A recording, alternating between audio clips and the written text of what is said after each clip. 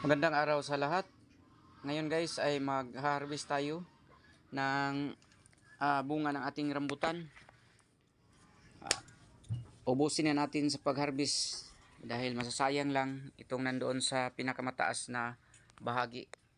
Sa mga baguhan pa lang, paki-subscribe naman po sa ating YouTube channel. Paki-like na din po sa mga video na inyong napapanood at huwag na din pong kalimutang pindutin ang notification bell upang updated kayo sa mga video na ating ina-upload. Maraming salamat po. Sa ngayon guys ay haharbisin natin lahat ng bunga nito. Itong ating rambutan, hybrid po ito, Marlica. Maganda talaga, matamis, malaki ang bunga sa hybrid na variety. So ito ang ating variety. Inubos na natin lahat dahil kung hindi ito makukuha natin, mangingitim lang at saka mahuhulog sa lupa. Mabubulok lang, masasayang. Kaya pagsikapan nating akyatin kahit na maliliit na mga branches itong ating nandoon na sa dulo, ay akyatin pa rin natin upang makukuha natin ito dahil masasayang lang. So ganito pag grafted ang ating rambutan. So medyo hindi kalakihan ang mga branches, maliit lang ang kanyang mga branches pero marami ang bunga.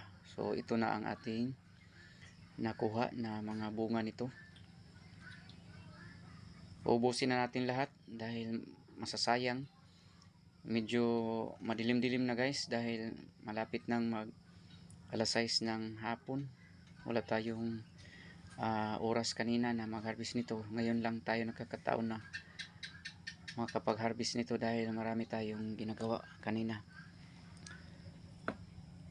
Ubusin na natin upang matapos itong hinaharvest natin, haharbisin, magsalingsing na, tawag nitong sa amin sa Bisaya, yung binabali natin ng mga dulo ng sanga, yung mga branches ay mag dahon ulit, mag salingsing ulit, tawag sa amin, dahon, tutubo ang dahon at magbago at saka magkondisyon na naman para sa susunod na pagbunga.